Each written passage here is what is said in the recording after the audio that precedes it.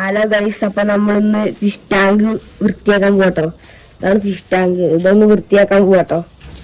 ഒപ്പയിലുള്ള മീന് മൊയ്യാണ്. അടുത്തതായിട്ട് ഞങ്ങൾ അരാപ്പയ്മേനെ വാങ്ങുന്നുണ്ട് കേട്ടോ. ഞങ്ങൾ വെള്ളം മാറ്റിട്ടോ. കുറച്ച് ദിവസമായി വെള്ളമൊക്കെ മാറ്റിയിട്ട് വൃത്തിയാക്കട്ടെ.